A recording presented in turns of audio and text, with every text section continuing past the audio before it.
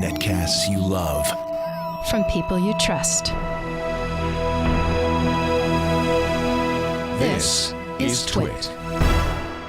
Bandwidth for Triangulation is brought to you by Cashfly at CACHEFLY.com. This is Triangulation, episode 127, recorded November 6th, 2013. The Scobleizer and Shel Israel. Triangulation is brought to you by Shutterstock.com, with over 28 million high-quality stock photos, illustrations, vectors, and video clips. Shutterstock helps you take your creative projects to the next level. For 25% off your new account, go to Shutterstock.com and use the offer code Triangulation1113. And by Personal Capital. With Personal Capital, you'll finally have all your financial life in one place and get a clear view of everything you own. Best of all, it's free. To sign up, go to personalcapital.com/triangulation. And by 99 Designs, the world's largest graphic design marketplace. 99 Designs connects businesses seeking quality, affordable designs with a community of more than 250,000 graphic designers. Visit 99designs.com/TRI to receive a free power pack of savings valued at $99. It's time for Triangulation, the show where we talk to the brightest minds, the smartest people, the most interesting people on the internet about technology, the future, and more. And we've got a couple of great people, old friends. Shel Israel and Robert Scoble are here. They have written a new book. Their first book was called Naked Breakfast. No, Naked Conversations. And this show is already going downhill. Downhill. And their new book is Age of Context, Mobile Sensors, Data, and the Future of Privacy. And actually, you guys are best qualified to write something like this. I mean, Robert, you talk to startups every single day for Rackspace. That's part of what you do for a living. Shel writes about technology at Forbes.com. And so because of your ringside seats at the revolution, you really are seeing what's going on. And I think, so the idea of this book is what's next? Yep. What's happening? What's going on and what's going to happen next. So welcome. It's good to have you. I've known Robert for Thank you, Leo. 20 years. Long time ago. 25 I'm an years. old school Laportian. And he's a Laportian. and Shel, we've met, I didn't realize this. How many times? 3 times? 3 times. Going back to the first time at when? Well, we go back further than that. I used to pitch you with John Dvorak because I used to have a PR agency. Oh, you're that Shel Israel. Yeah, you used to say, don't call here again and hang up. No, I wasn't mean. I was not mean. No, in those days, I actually talked to PR people. I don't do it anymore. But you're not in the business anymore, so it's okay. I'm a recovering publicist. Yeah. It's great. It's great to have you both on. People, I'm sure your audience knows what Laportians. I don't know. We haven't used that anymore. Yeah. We used to talk about. I wanted to take back the loser sign. Yeah. And so we used to talk about people. Yeah, people who were listening to the radio show. This is back in the days, like in the '90s, right? Yeah. The mid '90s. KGO. Right. KGO. KGO. Right. Yep. And News Talk 81. And if so, you were a Laportian. But the thing that was unusual about Laportians, they didn't have any navels, which we thought was odd. No. I don't know. Don't get him started lifting up garments. Next thing you know. No, I know. I've been there, done that. Believe me. But I was one of the moderators in the chat room. You were. I think you were the moderator in the was early like days. 5. Were there? there? Was 5 Laportians, we called it. So we always had a chat room on the radio show. So this is a 20-year tradition now, and we still do, as you can see. We've replaced Scoble with Dan and his gang. We've got now 10 moderators, I think, in there because it's a big chat room, almost 1,000 people most of the time. Yep. So I wanted to tell Sean that Shel is 1 L. If it's 2 L's, it's hell with an S in front. So there. So there. Anyways. So Robert, you've got something on your head you actually talk about a lot in the book. The Google Glass. Now that's your second I have glass some you mods too. Do you see my mods? What's the mod? What is that in black Dublin, thing? somebody made me a 3D printed cap so you can't tell that I'm recording you. See, that's one of the things people praised about Google Glass is that if you're sitting on this side, you can see the glass light up. Yeah. And you can see that somebody's using it. Now we have no idea. No. We wrote that, and Robert's making us a liar. No. Well, I think it was something probably Google thought was pretty important. Yeah. Thinking about the privacy implications, right? Although I still need to touch it or talk to it, so it's still pretty easy. But yeah, what other people mods do you have on there? A sticker, 49ers, you know. That's good. You've customized it. That's good. Dave Lee is actually making a company that's making Because it has to be the stickers. shape of that. Yeah, they're actually replaceable, and they come off, and you can put different ones on. So have you ever walked in a men's room with the glass on? Yeah, I usually flip it up like this when I go to a men's room. You were the guy who thought this gesture, this universal gesture up of "I'm not watching" or "I'm not recording" is to flip it up on your head. Yeah. And then I record you on my cell phone. Just the people that are worried about the urinals, just picture walking into a public restroom with these on and leaning over and looking at the guy next of you. What do you think your life expectancy would be if you tried that? Well, that's a good Or point. perhaps opening a stall. Even if you weren't wearing Google Glass, it wouldn't be very. No. Hey, what you got there?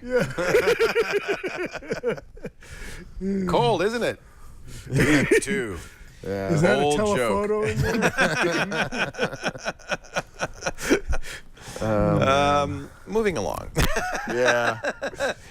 Privacy is, though, a big part of the age of context, isn't it? Yeah. I mean, what I think really scares people, and what, you know, we talk a lot about Luddites, people who are afraid of technology, and I think people watch this network, and certainly I and the people I work with celebrate technology and are excited about it. And we don't often look at the negatives, the downsides, but it is the thing that could get in the way of the growth of this kinds of technology, right? Well, there's, you know, the book is about sensors and wearable computers and mobile and that scares people. Added on to the social network data that we're tweeting and Facebooking and all that, and then added on to the location data.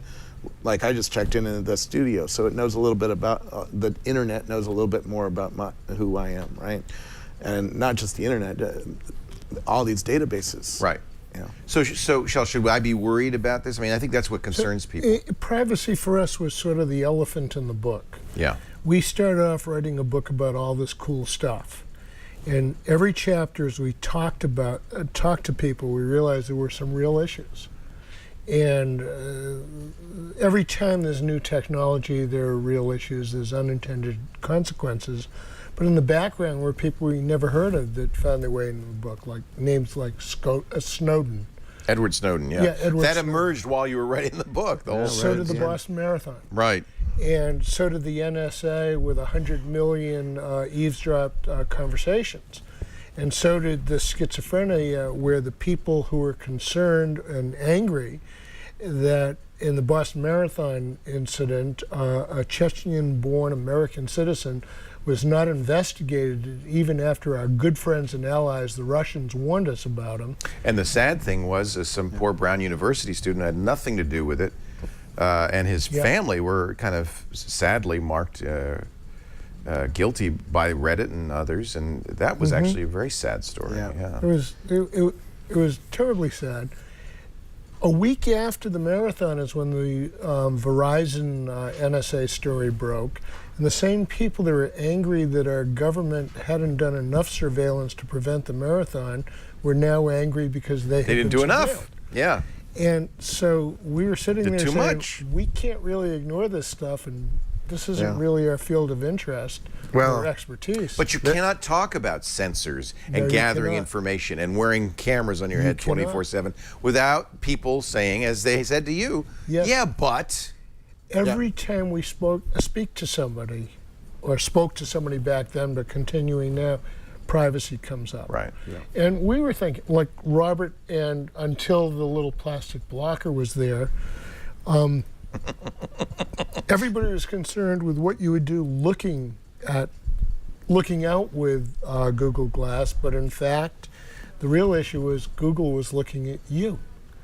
Google was looking at what you were looking at. If you were looking at an attractive person, the opposite sex. It's not just you looking, it's Google looking. Well, there's an eye sensor, right? And if I get to watch your eye, I can tell whether you're sober or drunk. So what is your answer to people who have this concern? Because we're technologists, as I said at the beginning, we're technologists. We love it. Give it to us. It's so cool. It's wonderful. I carry in my pocket a device that knows everything I'm doing all the time because it has 18 different sensors.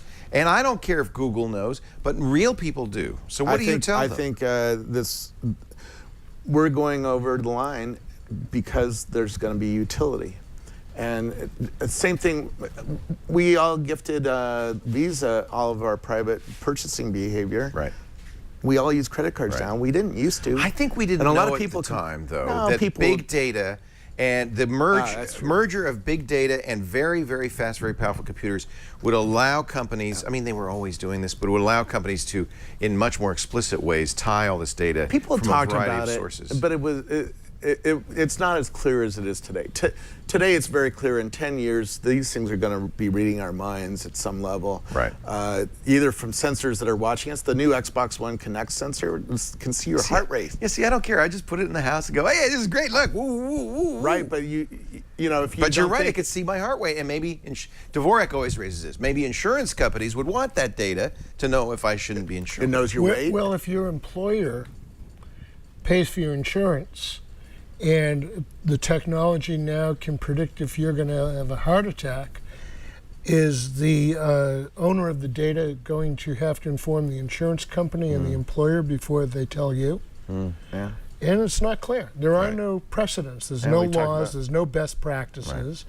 We've entered an era where there is data which can affect criminal investigations, lawsuits. If you park your car and you have this new little black box, which is going to be in all cars, in a neighborhood where perhaps you may be seeing someone other than your spouse, Right.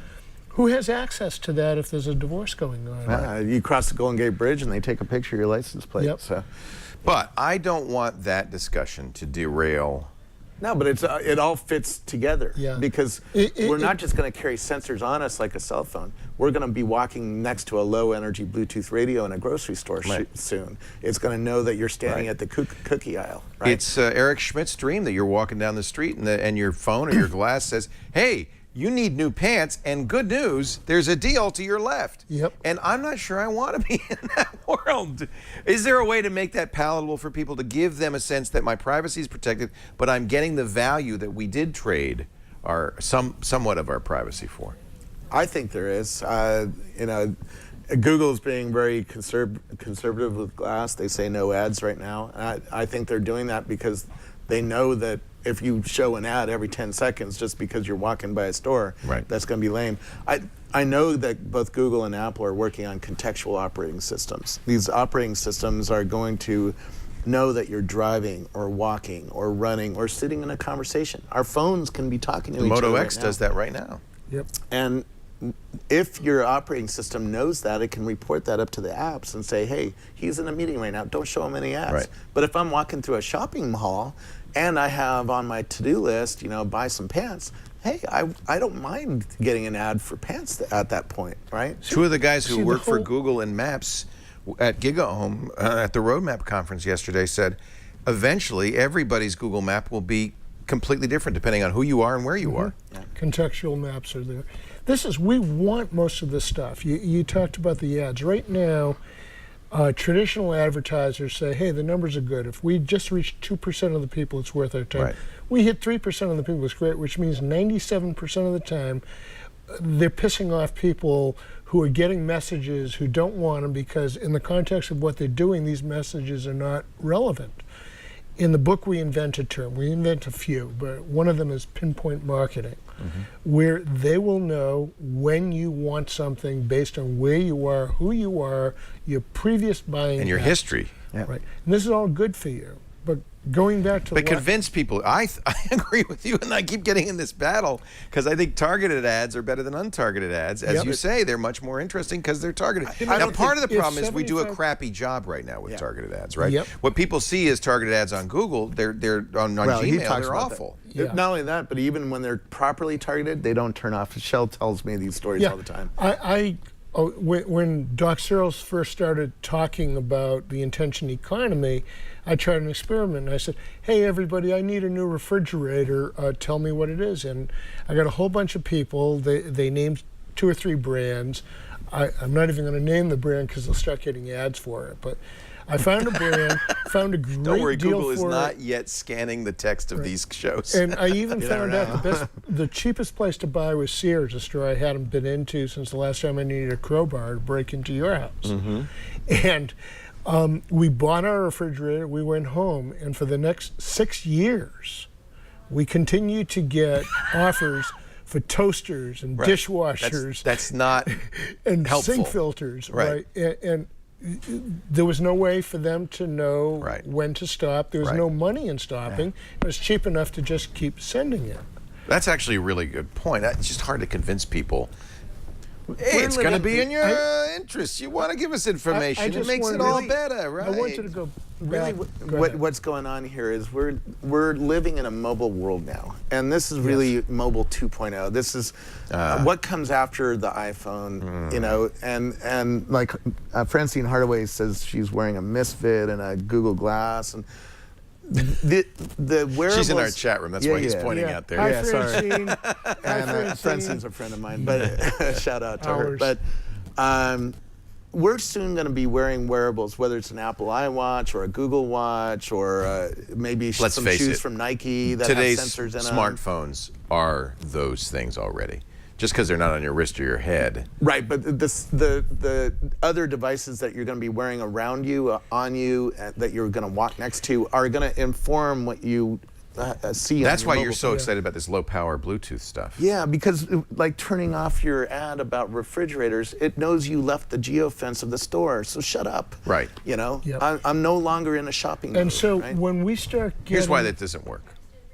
Because advertisers really don't care if you're discomfited, and they don't care if you're in the store. They want to hammer you with as many impressions as they can for that Frigidaire, and it doesn't matter if you're on the can or you're doing an interview or you're in the store. They're going to hammer you, and this is what you're hearing: the very fundamental mistrust that we as consumers have with regard to advertisers and companies. Let's go back to mistrust, because what can happen...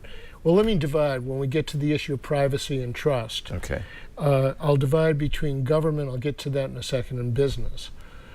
Every company we know that is entering into this new age of context has competition already.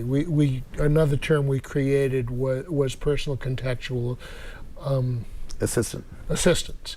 And there's Google Now, and there's stuff like Easily I Do, love Google Now, which is yeah. good, but there are already 3 or 4 or 5 different options you have Right. in choosing your personal assistant. Right. It won't be a long time before they start commoditizing where each one has what the other one has, but this one does this and this one does that. Well, just look at Siri and Google's speech. I mean, they're so similar. They're almost indistinguishable. We are Yeah. going to pick the ones that come from companies that we trust the most with our data. And we conclude the book, oh God, we're going to ruin the ending. The butler did not do it. The butler did it? Oh. No, the butler didn't. He was out of context at the time of the action. But what we do conclude is that in the age of context, trust will be the new currency. And this, I think, will work very well in the people to business side. I like this. And you get trust by being transparent. Okay. What data are you collecting? If you go to google.com/privacy, you can see everything it knows about you, right? Is it correctable? And what was the other one? By being able to opt out for a period of time. So For example, to know what you I'm going collect, to give you to be able to opt out of collections for a period of time, and then if I choose to actually delete the collection entirely. Or correct it, because Or correct it. I live on a golf course, and some of these personal assistants keep telling me stuff about golf, and I hate golf. But because you live on a golf course. Yeah. So the data is and bad, we are right? starting to see that. The I data is notice actually correct, A but lot it's of bad. times I see a Google ad and there's an X in it, and I can say no. Google will say, so let me check. Do you not want to see ads of this type anymore? And I say yes. And so we're already getting that. In fact, Google. It sounds like Google's doing everything right for this, right? Well, mostly Google is right. the leader today. They're not doing everything right by any stretch, but they're doing more right than any company. They seem to understand than any this. major company we've Yeah. ever seen. Yeah, and Facebook does not seem to understand this. They don't seem to be trying to win my trust. They are, but they're younger.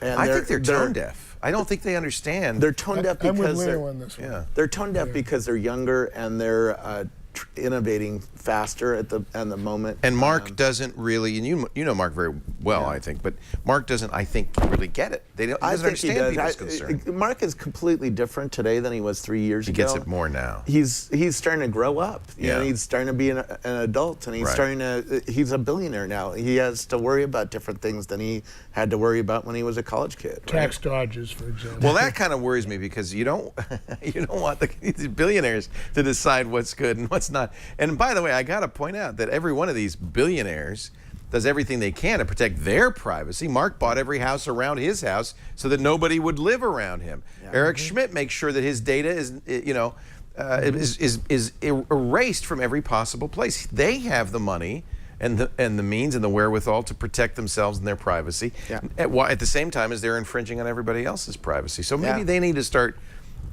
maybe they should understand better at this point the need for transparency and trust. They go together, don't they? Well, Google is an intent satisfaction company, right? They want to know when you have an intent to do something, and then they want to satisfy it and collect their dollar. And Facebook is really building a new kind of contextual system based on your emotional attachment to people, places, and things, right? There's a reason that they ask you to like something and not just +1 it like Google does. Like is an emotional word. Friend is an emotional word. But people complain because they want to be able to dislike too, right? Yeah. And you can't. You can only like. Yeah. It's a blunt sword or a blunt weapon if that's what. I agree, but you're going to see over time that they're going to collect more and more and more and more data about you, because it helps them make the feed better. If they make the feed better, it gets more addictive, which helps their business. It's a challenge. model. It's an interesting And their challenge. advertising is more targeted, so they collect more money from the advertisers. How do you feel they've done so far in making their ads more suitable? It's getting better. I can't think of a single place where contextual ads targeted ads actually seem to be targeted. It seems to be very ineffective. Well, let me look at my Facebook ads just real quickly and see what they're advertising to me. It tends to be, I mean, I guess it's things that they could suppose I'm interested in. Well, when Rackspace is an advertiser. So here's an ad we from Lowe's Home Improvement. That's actually right on. I just moved into a new house. And they probably buy that space on your account because maybe of your age, your That's what I place mean. in life. They probably know that you're a homeowner because they can look I up your keep address. getting ads for one of your favorite companies, Uber, which does not serve Nevada, California. Yeah, no point in getting an Uber ad. Yeah. But I get them all the time, and I keep checking the box that I don't want to see anymore. I keep getting them. Facebook also blurs the line. But it also knows you travel a lot. And when you travel, you need Uber. You need Uber. Or Facebook something like blurs that. the line a little bit by All putting. it knows is that I wrote the word Uber a lot when I was talking about the book we're reading. The way you buy ads has nothing to do with the content. It has to do with your demographic and what kind of person you are and what you've liked. And so that's the blunt weapon, though. What they really should do is say, Shel, do you want to know anything about Uber? If you've liked, I keep saying I don't want to see the ad. if you liked something that has to do with travel, like if you like the Ritz-Carlton, then they know your sort of economic activity, and they can start targeting you better. And it works mostly, and this is my point, which is you mentioned they're happy with a 98% failure rate and a 2% success rate. They're going to be happy with that for a long time to come, which means they don't really, their interests and yours don't really coincide. They don't care about it being that targeted. Just a little targeted. Well, let's talk about that for a minute, because if we're right about the age of context, you can start having 50, 60, 75, 80% success rate. You stop pissing off 98% of the people. No, it's a win-win. I agree. Yeah. It lowers their cost. They don't have to reach as many people. Yeah.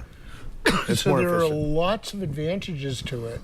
And when efficiency leads to more money and less pissed off people, a lot of smart companies are going to go that way.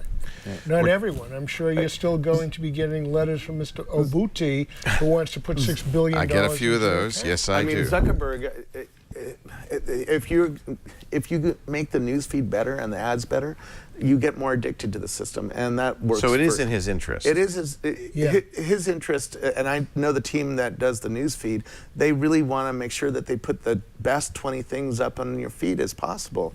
They don't like it when people complain, and they're trying to make it better. Nobody loves Facebook. I love Facebook. He loves Facebook. He's the only one. I am not the only one. I love Scoble. Most Works people, out. maybe it's just they love to hate Facebook, but most people, if you ask them, say, I use it, I don't love it. I go there because that's where my I friends go hang out. there because that's where my friends And are. I go there That's why I love it. when we're writing a book, it's a really good place to, one, promote our interest, and two, get great feedback on what we're writing about. So marketers love it. Yeah. But I don't know if real people like it. I love it. Come on, man. It brings baby photos He this said morning. real people. He's not a real person. We're going to take a break. We're talking to the Scobleizer, Robert Scoble and Shel Israel. This is their second book. The new one just came out, Age of Context, Mobile, Sensors, Data, and the Future of Privacy. We'll talk more. Twitter's IPO is tomorrow. We'll talk a little bit about that in just a second. But first, a word from Shutterstock.com with over, well, let me just check because I haven't been to Shutterstock today. It goes up every single day. Last time I checked, they had 30 million stock photos, illustrations, vectors, and videos. The actual count, 30,747,184. They're going to hit 31 million soon. That's because they added 169,000 images this week. Why do I mention that? It means there's always new and exciting stuff at Shutterstock.com. If you're doing a publication, a website, you know if you blog, you got to have an image in the blog post or it just doesn't grab people. Picture's so important. Shutterstock is a great resource for bloggers, for anybody who's doing anything that involves design, art, beauty. And their search tool is so good. Let's say you're going to do a blog post. Let's say we want to talk about your experience living on the golf course. So I'm going to search for golf courses, and then you're going to get 1 million golf courses. But let's say if we can add an adjective, so I can say, let's say lonely golf course. Then we're going to get, I misspelled it, so there's no such thing as a lonely, L-O-N-E-L-Y. How about that? Let's see if we can find a lonely golf course. Yes, here we are at a lonely. This is what it looks like to live in Scoble Just land. sad, doesn't It it? makes you sad. A sad golfer.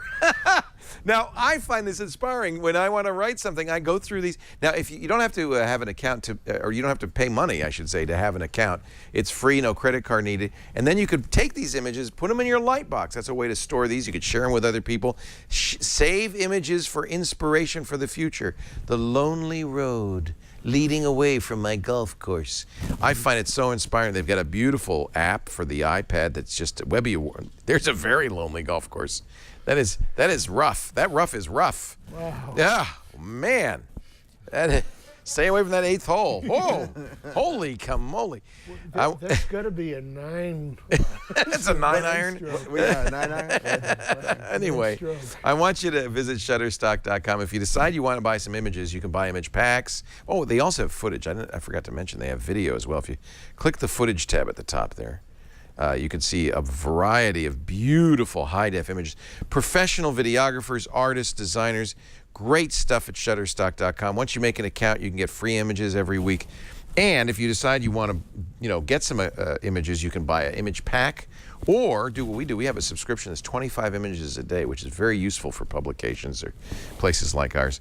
And I'm going to get you a little deal on this if you use our offer code Triangulation 1113, because it's November 2013. Get it? Triangulation 1113, all one word. You'll get 25% off any package on your new account. That's Shutterstock.com. Use our offer code Triangulation 1113. Shel Israel, Robert Scoble are here. We're talking about a very interesting and new world that we're in. There's no doubt in my mind that we are soon to be in the Internet of Things, right? That everything will have a sensor, everything will have internet access, and everything will talk to everything else. Yep. And the question is, what does that world look like? It's a little freaky. But you love it. I know you do, Robert. You actually have a chapter called Driving Over the Freaky Line. Yeah. Well, we talked a lot about, when we were talking about the book, we talked about the freaky line because most people have a freaky line, right? I have friends who are Iranian, they won't go on Facebook at all. To them, Facebook is over the freaky line. To me, it's like, what? What are you talking about? In this case, your freaky would be autonomous vehicles.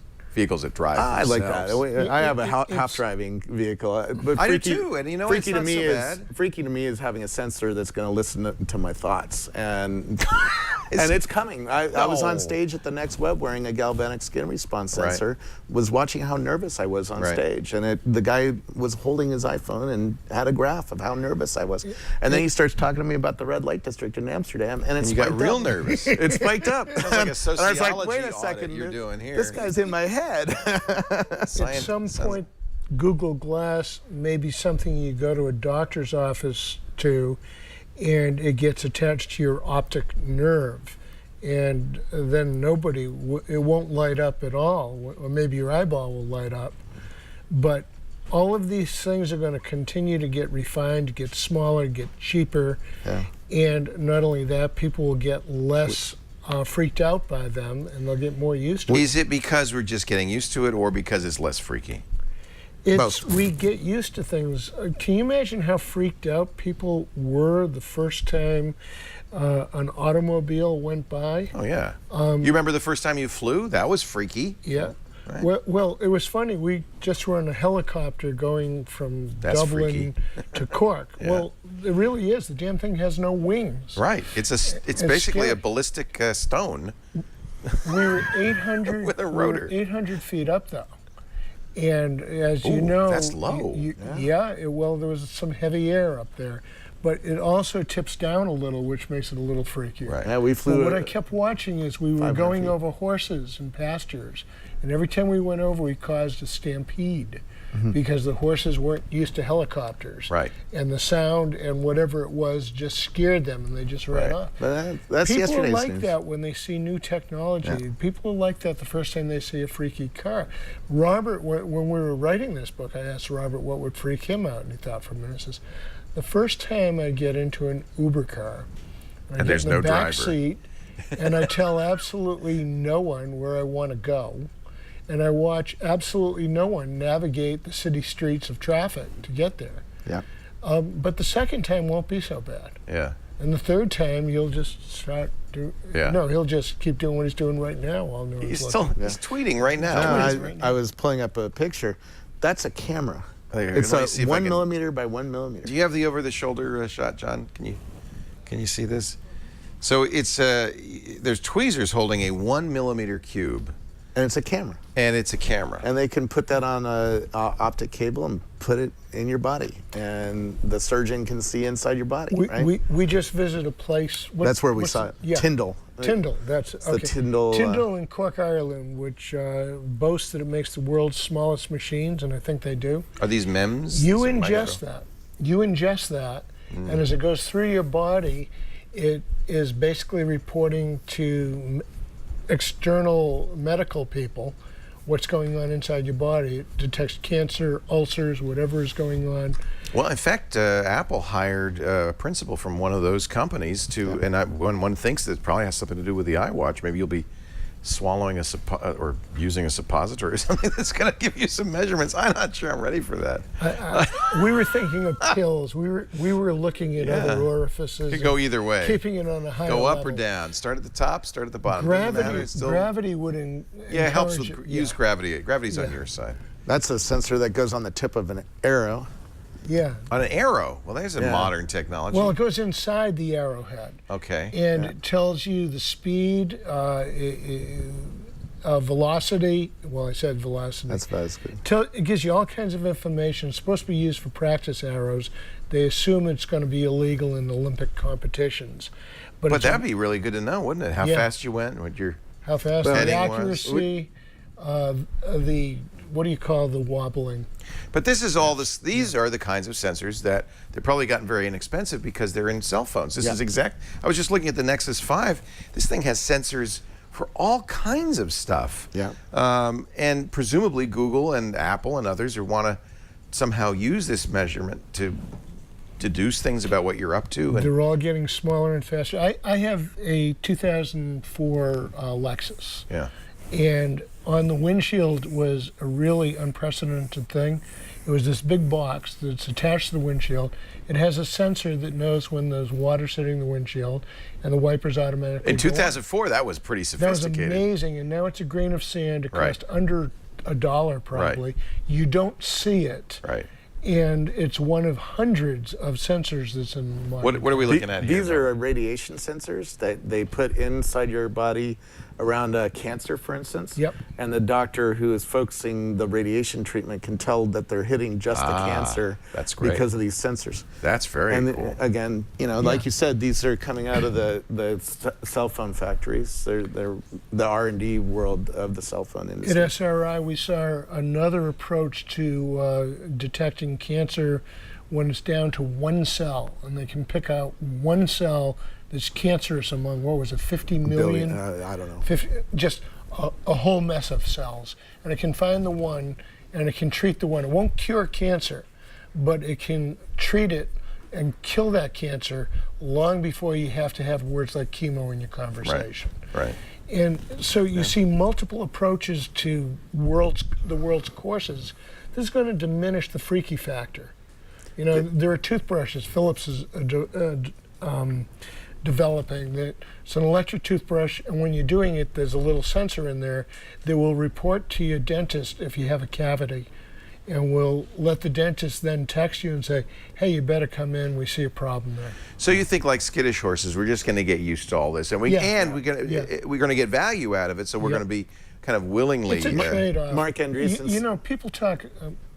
Wow, I interrupted you. Let me go first. Wow, No, you what a didn't. moment. No, you didn't, Shel. You were finishing the thought. Keep going. Damn.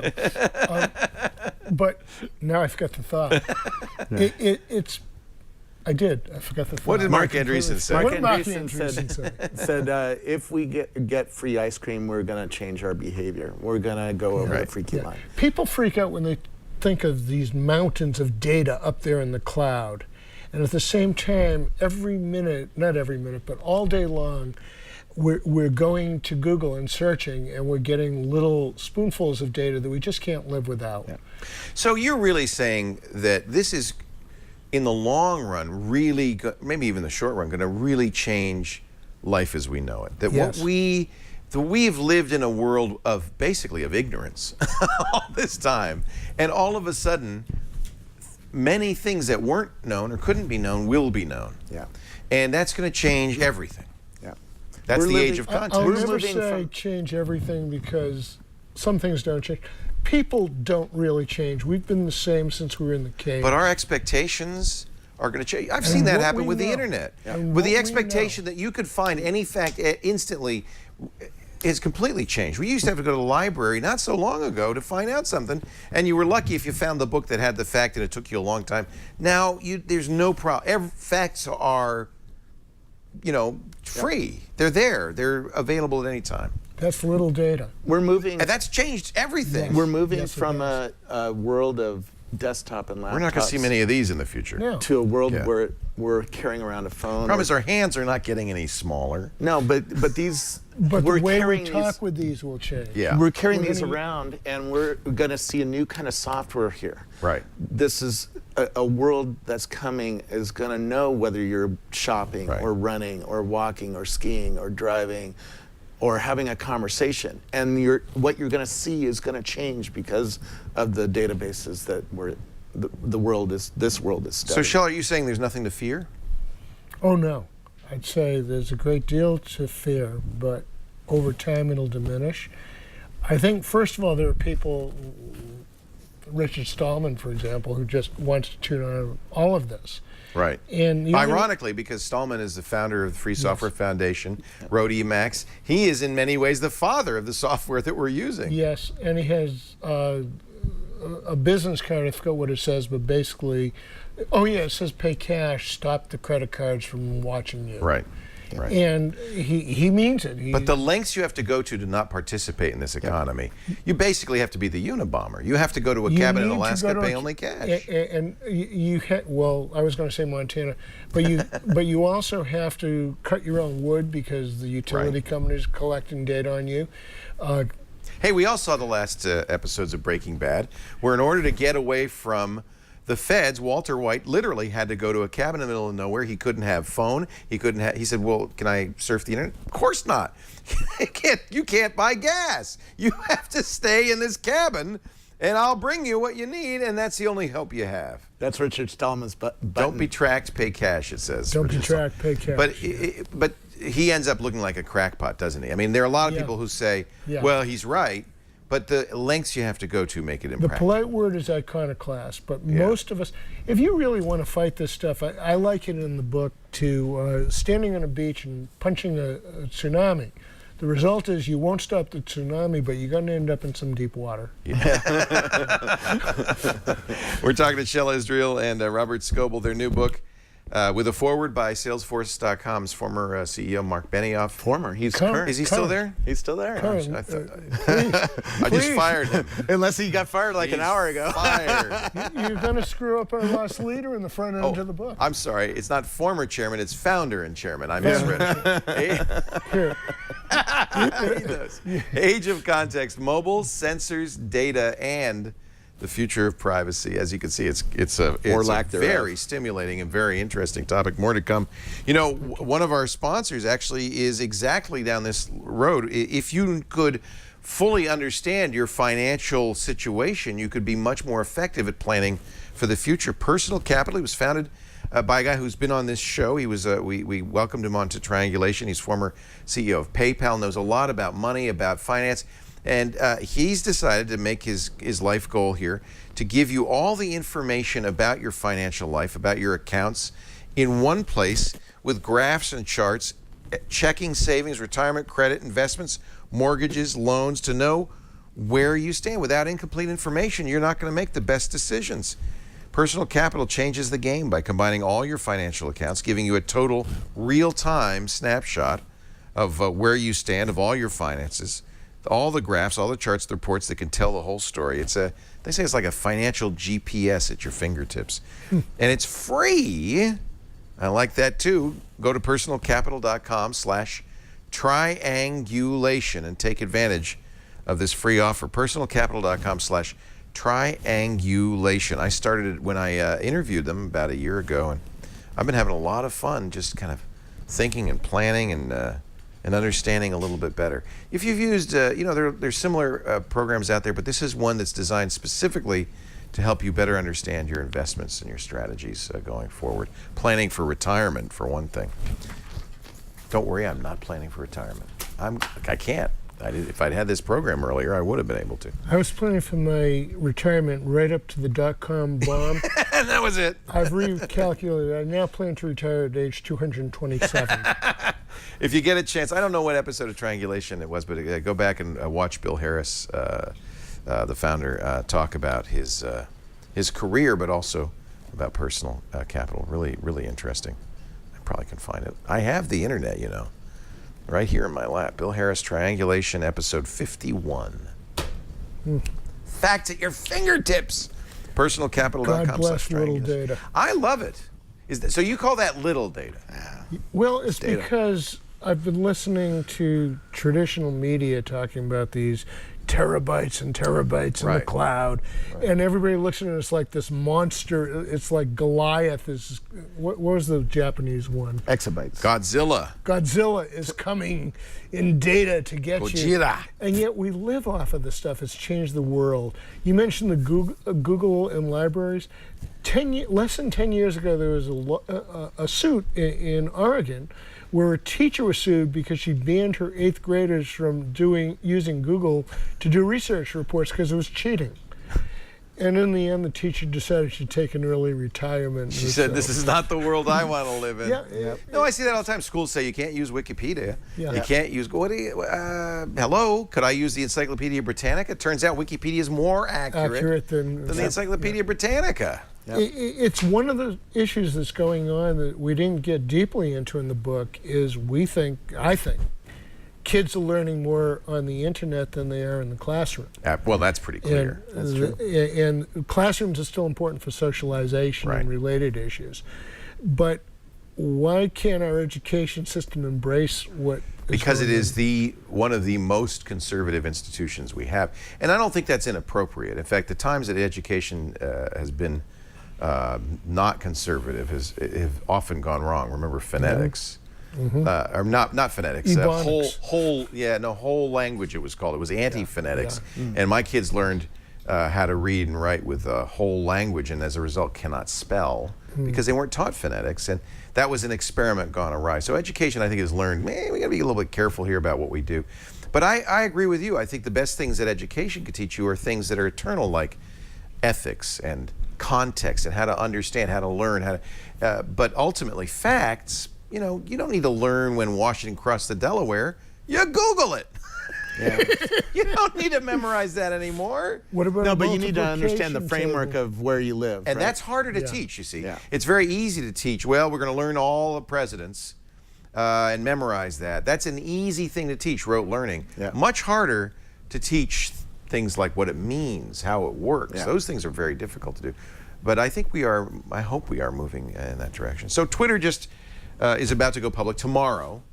In fact, they tweeted it, and they violated, they couldn't figure out how to tweet their IPO in 140 characters. So they tweeted, "We just priced our IPO," and then put a several hundred, they put a picture with it that explained, this is what they actually tweeted.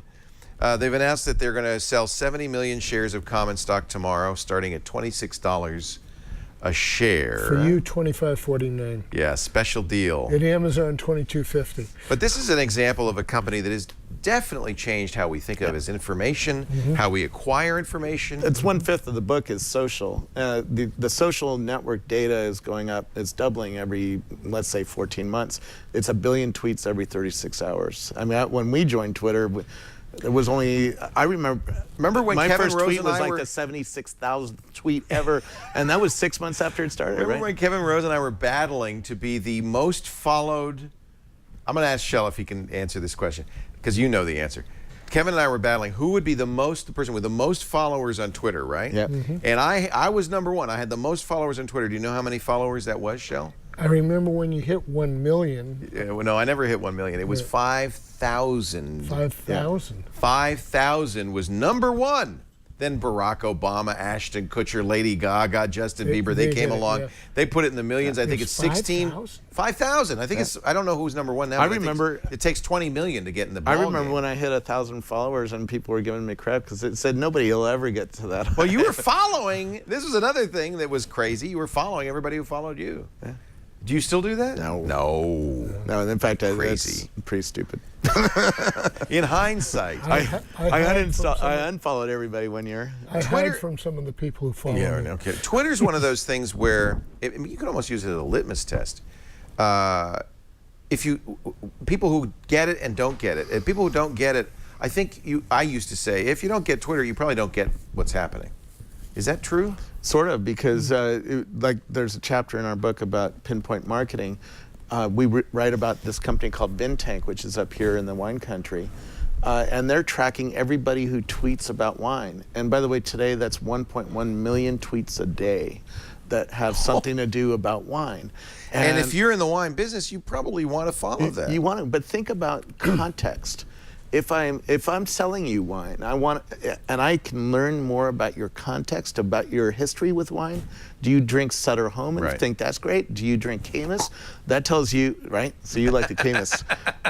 And a winemaker should know that if they know you're coming in and you don't like. put any ads for Sutter Home on my Facebook page. Well, that's another Leo thing. is in Sonoma County. He must know the difference. I do know the difference. He's required to either send him So down by to the way, the ring number or- one person on Twitter today is Katy Perry. You want to give a guess at how many followers she has? 25 million. 46,728,000 followers. So that is, it's literally. Excuse me, I'm old. Who is Katy Perry? Yeah, I don't know either, but no, you know. Come on. I'm from the 60s. That is like 10 orders of Can magnitude. I sing her from when I songs? was Not number really. one. But see, at least Katy Perry and I have something in common. Yeah. What's that? Well, we were both used to be the number one most followed person on Twitter.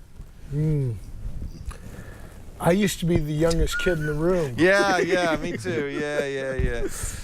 No, I don't follow Katy Perry, although now that I know that She she's kissed a girl. And I kissed a liked it. girl, I'm gonna See, follow her. Robert still follows I'm gonna everybody. follow her. I So I are don't you follow her. guys bullish about the future? I am. Are you? Yes, with I am. reservations. Robert and I agree on almost everything in the book. I've got more deep concerns. I think people in business are going to thrive in the new age of context. I've got bigger concerns about people in governments. I'm not sure what we as a people can do about our own government, which most of us, I'll try to avoid being political here, but I think most people, despite their political views, just think that what government is doing related to privacy is out of control. Well, and I don't know what Did you see what Google announced today? Let me finish, then you can argue with me. I don't know what we as a people can do about it, and I think as this goes through the world, there's an interesting flip-flop, because in America we kind of say, screw government, it's far away, at least in California, we'll deal with business, and we have some clout in how it changes. In Germany, they look to the government to protect them. It's the opposite. And I don't know how that's a cultural difference. Yeah, we are pro-business, anti-government as a rule. What's in the going US. on is we're upping our game on encryption. Google, did you see what Google announced today? The engineers at Google, They were pissed. They're pissed, and they're upping their encryption rates on all their private links. For crying out loud, even Katy Perry. Now I don't know. Maybe this is some cryptic reference to an album. On her Twitter account, in her profile says, "Let the light in. Prism out now." Prism is her name of her album. Oh crap! I was giving her more credit than she was. I was going to follow See, that her. just shows you. I I thought she was saying Prism out now, and it was Prism, the album, out now. And I'm sure that See, they you named got the that album. context wrong. In the age of context, it would have said, Leo, you're old. Let me explain. Yeah, maybe I need a little tooltip over that, saying you old guys probably don't know. Some marketer at some record company probably named it Prism because they knew it would cause conversation. Yeah, Know maybe. Google really well. Yeah. Yeah. So you're bullish, but Robert, I got to say, most people know this about you. You never met a technology you didn't love. No. So you're bullish just because it's cool. I love new things. I'm I've always along loved with it. you, by the way, but maybe more like Shel. I'm also very aware of the downsides to all of this. I know the downsides. I mean, cars kill 37,000 people a year, and yet we all love cars, right? And autonomous vehicles may eliminate that. Well, it'll reduce it. Might eliminate it. And not for decades. You would have to have all cars being autonomous. By the way, somebody And told me even this, and then, this is absolutely true. This is when you're going to see autonomous vehicles. The minute insurance companies say, by the way, your insurance bill 1/2 because you're not driving. It's already started. Progressive has offered, which is an interesting one of how data will be used. They say if you put this electronic data, the EDS, the data box, into your car, and you show in a year that you're a good driver, they'll give you a discount. This sounds great, but what will they do if it shows that you're a really bad driver? Like me. But Take let's a get guess. better. But they know that already, because how many accidents have you had? How many traffic tickets? How many moving violations? They got plenty of signals about how bad a driver Okay, you are. what if you're very hard on a car then? Ah, that's and different. You don't, and you get away with it, right? Right. Yeah. Then when you go to sell it, does the new purchaser have the right to review your data box? Right. Okay, and then we get back to the same thing. That data box knows where you were at a certain time. One of the stories. But see, all of these, what you're basically saying is ignorance is bliss, and what we're getting is total information, right?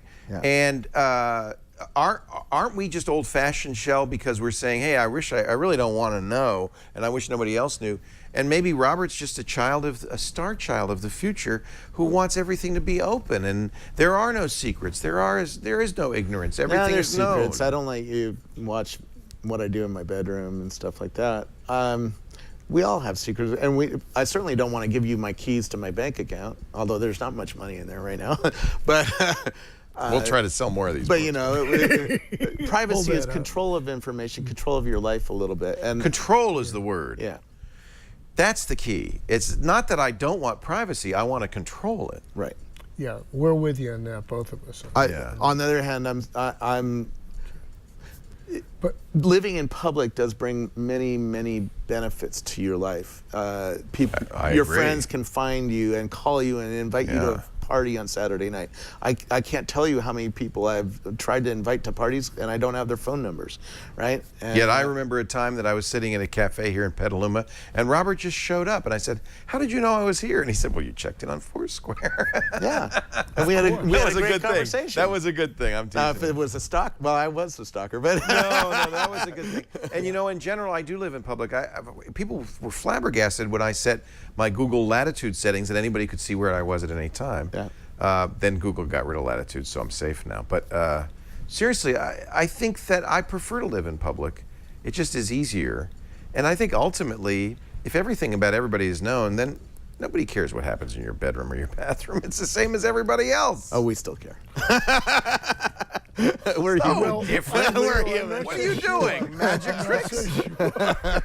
Levitation? I mean, there are some there are some fundamentals that you do in the bedroom that are the same as everybody else. Yeah, we all have our little But quirks. There are little quirks that, Yeah. you know. But don't you think that's the case, though, that the more things are, the more we talk openly about things, the less charge those things have, and the less less it's embarrassing. Transparency is usually better in most cases. It's freeing.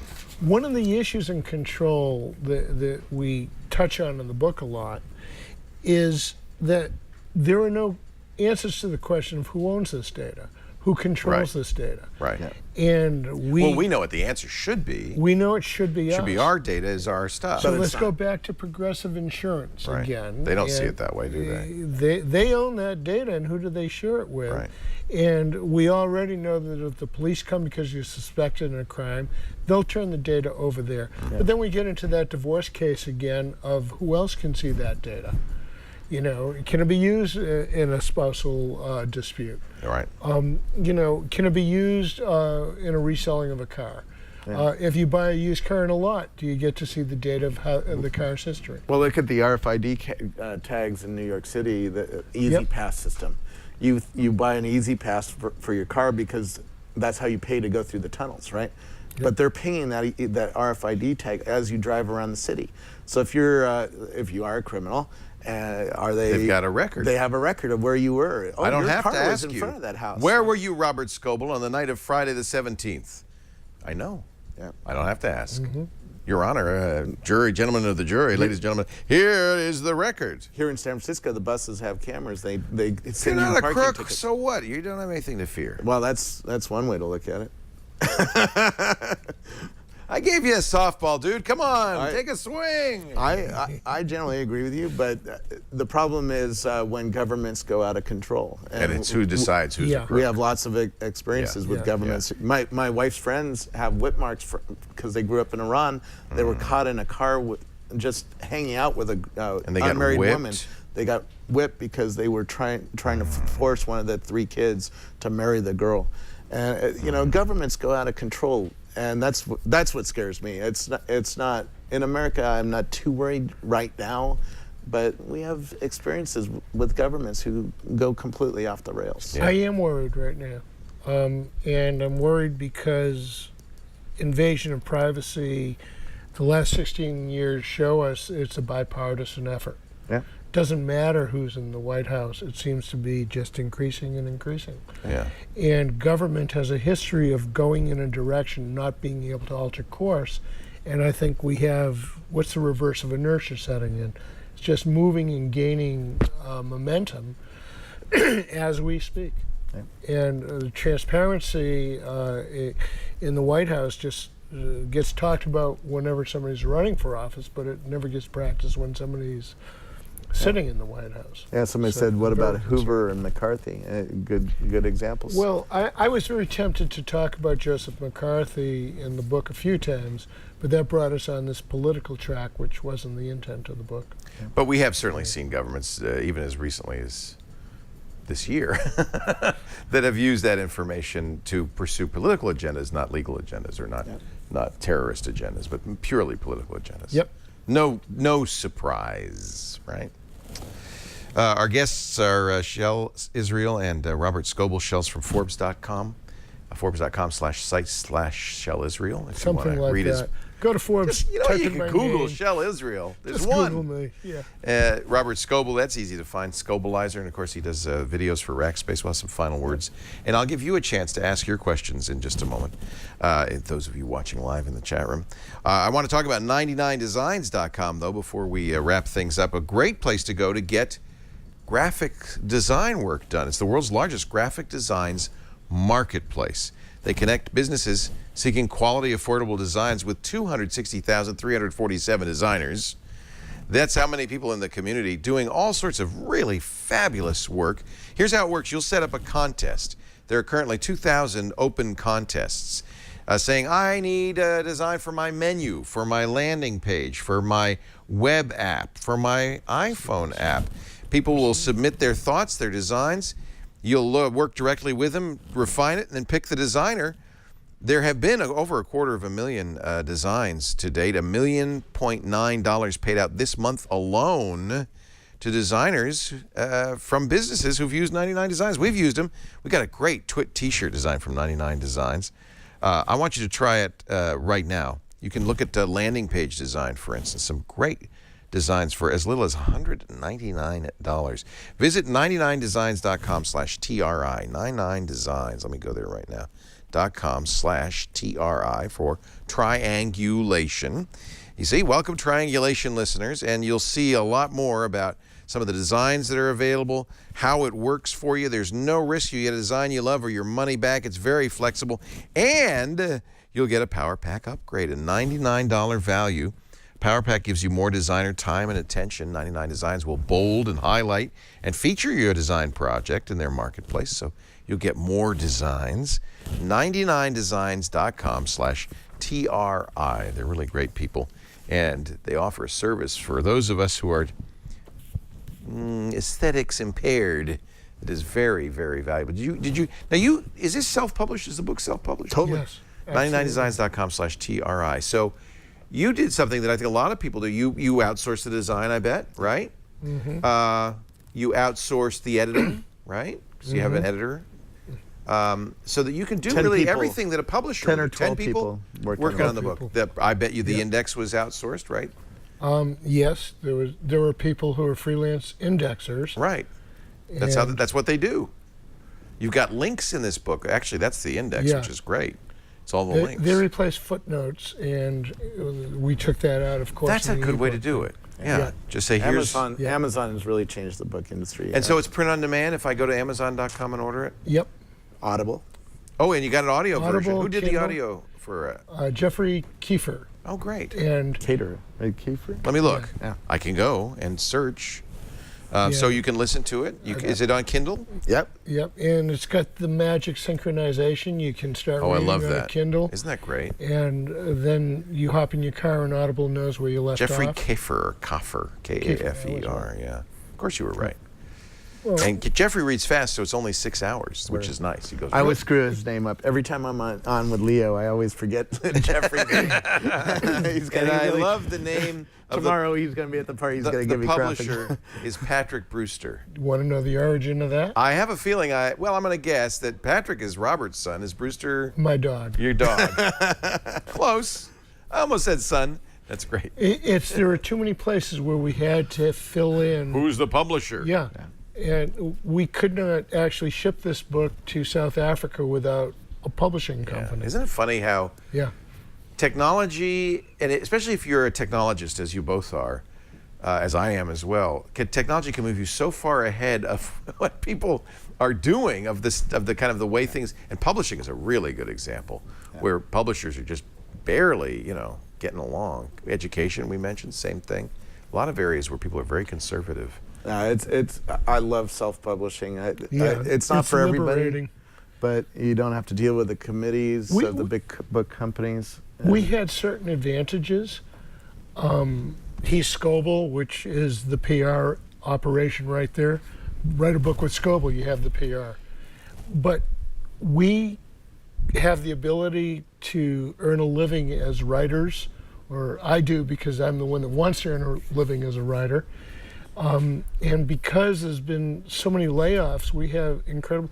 Harry Miller was our editor. He used to be the editor-in-chief of PC World when it had a circulation of over 1 million. And he was thrilled to work with us, and it's so much better working with him than pitching him as the PR guy I used to be. Yeah.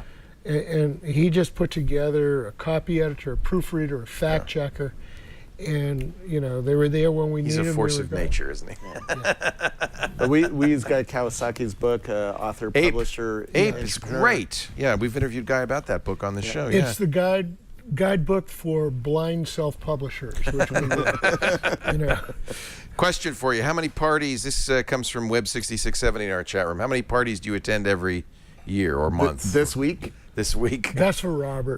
Start with a week. let's see. Sunday night we were at a concert in Napa. Monday night we had our book launch thing in Pretty much Napa. every night. Last night Rackspace had its geekdom party. I stayed home. I I'm think not a tonight, party guy. Tonight I'm don't- going to be at the Ritz-Carlton with Steve Garfield, who's I'm a video saying Love hello. blogger. Steve. Say hi to Steve Yeah. for me. Yeah. I'm staying home. Go And ahead. tomorrow we're having our big party, and then Friday I'm doing a dinner with the guy who runs the Dent conference in Sun Valley. This is one thing You that's should come interesting to about Dent, by the social way. media. I would love to. One thing that's cool about social media for people like you and me, Shel, who don't want to go to a party every night, we can still make that kind of connection because that's really what you're doing. You're networking. You're meeting people. You're getting, and I think that we can do much of the same thing without ever leaving our home. And for those of us who Yep. prefer to stay home of an evening, that's a good thing. If you go out first, you got to bathe. Well, that's it. It's gotta a right wear out, fresh man. I'm clothes. not. You got to wear fresh clothing. Yeah, right. It's No, got it's certain just- downsides, you know. Besides, all those sensors are out there watching where you go and what you do. I It's know. scary. Hey, I want to ask both of you, but especially Robert, because you like to wear stuff. Yep. I feel like wearables is definitely the hot next thing. Yes, absolutely. But I also look at things like Google Glass and the watches we've seen so far, and I feel like we haven't solved this conundrum yet. I know I want to wear something, but I don't think either of them are right. I mean, ultimately, the best thing would be just for it to just plug right in the back of my cerebral cortex Stay alive right 30 here. years, right? Yeah. Where are wearables going to go? Where are we going to wear our wearables? Well, I was just hanging out with the guy who runs the Consumer Electronics Show, and certainly Gary Shapiro. Yeah. I'm interviewing him at South by Southwest, so see you there in March. And we're certainly seeing. I know of shirts coming out next year. In fact, this is a Scotty vest shirt, but and smart, Scott- some sort of smart fabric or. Well, putting sensors into the shirt to understand your movement. Right. That makes sense if you're an Olympic athlete or a golfer or a tennis The player. point is, this maybe, or stuff's getting something so cheap because of MEMS and this stuff that you could have a shirt that's loaded with sensors for $89.99. You know, Shoes are going to have sensors in them. Nike's They working do. on that. There's a startup that's putting 100 sensors around your foot to understand how you walk. So is the mobile phone the central device that collects all that data? Yeah. Because it's connected. It's in your pocket. It's always has a there. battery. It's got a lot of processors. Got a battery. more importantly, it has a radio that can talk to the cell towers, which Yeah. is how it's going to That communicate data with the can internet. connect. Yeah. And the smaller things that you're going to wear, like Francine said she had a Misfit on, which is a little button that watches accelerometer. It watches your movement. That is not going to have a big enough battery to talk to a cell phone tower. Plus, you're only going to want to spend, $50 or $100 on something like that. You're not going to want to spend $600. So you're going to have the $600 thing in your pocket that's going to talk out. Have the big battery and have the big processor. I have am the waiting big for radios. my Momoto. Actually, they renamed it to Narrative, but that's one of the wearables I'm going to have. I kickstarted this one, and it's a camera you wear all the time, Yep. and it basically photographs every 30 seconds and uploads it to a server your And you- entire life. You can also double tap on that and add context. So when you double tap on it, This is one to keep.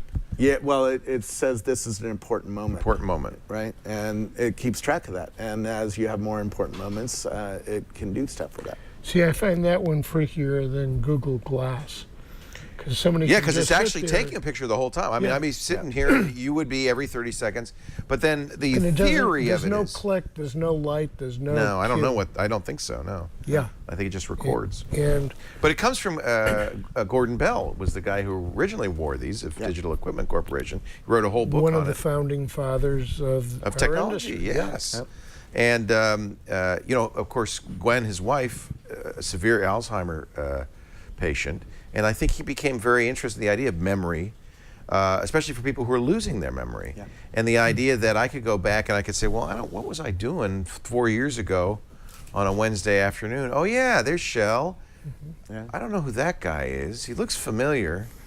And I can recover my life. Yep. I think that's a very interesting idea. But you're right. I'm going to have to face this issue of I'm in the men's room and it's taking pictures. I don't know if you've seen I this can't app. lean over the urinal. That's the key. I don't know if you've seen this app called Memoir, but it does exactly that. Same thing? It'll say Lets me search a through year, them. No, it just says a year ago you were doing this thing. You can. Well, that was, Everpix went out of business. Scroll through. I used to, I loved Everpix, and they have all my images, right? All my images were uploaded, and every day I'd get an email saying, 3 years ago today, you were doing this. So this is where is it getting these images? From Facebook, Foursquare, Twitter. I love this. What's it Flickr. called? Memoir. M-E-M-O-I-R. Oh, like memoir. Memoir. Memoir.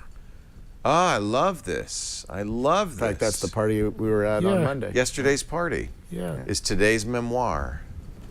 That's a neat idea. If I could tie that in to my narrative clip, there's nothing I wouldn't know. Now, one of the things in our book was, okay, you got this data. I have like 3,000 Foursquare check-ins. Can it assist me in the next decision? Where should Right. we stop for dinner on the way home, right? Yeah, that's the key. Google And now see, this is is doing that, this right? is why you and I say, yeah, tie all that stuff together. Yeah. Gather every bit of information. Make a mesh of information that I can use to inform my every decision. We celebrate that and embrace it, and yet there are a lot of people, I think, who are very concerned about what others might do with that same information. If Google, Facebook, and the others are to succeed, they've got to empower us to control our data. Bingo. Yeah. Otherwise, nobody's going to do it. Now you don't have to read the last page. Oh, I spoiled the book for you. That's okay. You know about the mousetrap in London, right? The building? No, it's a play that's been going on. Oh, the for Mousetrap. 50 Agatha years. Christie's Mousetrap. Yeah. And so far, In London, no they one name has, every building after something. There's the Shard. There's the Eagle. So I thought it was another building, but no, of No, course, the Mousetrap. no, It's still yeah, running on the West End. It's still running, and you still have to sign an agreement not to tell who done the it. story. Yeah, it was the butler, but I've already seen. I'm not going back. So I won't read the last. Although what is fun, the last chapter you go to 2038. Yeah. And I'm very glad to see, Robert, you have a house in a vineyard. You're doing very well. It's the If Scobleizer you're gonna have a winery. fantasy, make it really good. Yeah. You produce only a few hundred bottles every year. First friends. I mean, Good morning, Robert, says the voice in his head. Google now. He's already living that life. Google Good now, morning. right? It says you're going to go home. It's going to take you an hour, 38 minutes. Your flight tomorrow No. is on time. What's interesting about the flight, it's not my flight. Yeah, that's the problem. It's with my Saudi. friend's flight Right. who emailed me, can you pick me It up was at the in airport? the email. Yep. Yeah, because you're not going anywhere tomorrow night. That's our big party. No, I'm picking him up and taking him to the party. Aha. Okay. All Don't right. get lost. If you want to know where the party is, where's that webpage? Is Robert Scoble in this room? Is that what the name of it is? Is Yeah, that doesn't really Scobleizer? work. The next one, the one that works on low energy Bluetooth, is really going to work. Because by the way, I've already turned on my low energy Bluetooth on my cell phone. So if you're standing next to me and you use the right software, you can tell how close you are to me. That's all I've You can ever run. wanted, Robert. You can run. That's you can my say, hey, that's- Robert Scoble's nearby. that's my I gotta goal. get out of here. This party's over. This party is over. The book, this party is over. The book is The Age of Context, Mobile Sensors, Data, and the Future of Privacy. It's available now on Amazon, Audible, everywhere you can find books. Probably not too many bookstores. I'm Who sorry. cares? What's a bookstore? What's one of them? Isn't that- You'll find it at your local Blockbuster. Not.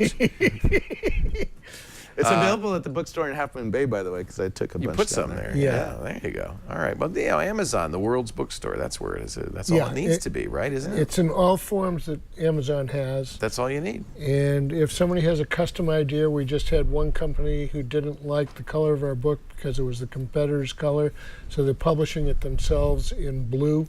We're open to deals. Somebody wanted a hardcover edition, give it out. Any for color Christmas you gifts. want. We're doing that. So make me an offer, we'll talk. Well, I just checked his Scobleinnithisroom.com, and it says almost certainly not. We last saw Scoble 91 kilometers away from you 152 days ago. They've not been keeping up, Robert. No. I know. I happen to know because I have the sensors to prove it. Robert Scoble is in this room, and he's also in this book. Thank you, Robert. Thank you, Shel. It's great to see you. It's been a Nice to pleasure. see you, my old It's been a friend. pleasure, Leo. And I invite you to stop by every Wednesday for this show. We do it about 4 p.m. Pacific. That's 7 p.m. Eastern Time, midnight UTC. Tune in, watch live if you can, because your questions are much value. But if you can't, please do get the audio or video after the fact. You can download on-demand versions at twit.tv/TRI or subscribe, and you'll get it every week wherever finer podcasts are aggregated and distributed via the internet. Who is next week? Oh, wow. Seymour Rubenstein next week. That'll be fun. He's great. We're getting some big shots in here, huh? Well, join us next week for another great Triangulation. We'll see you then.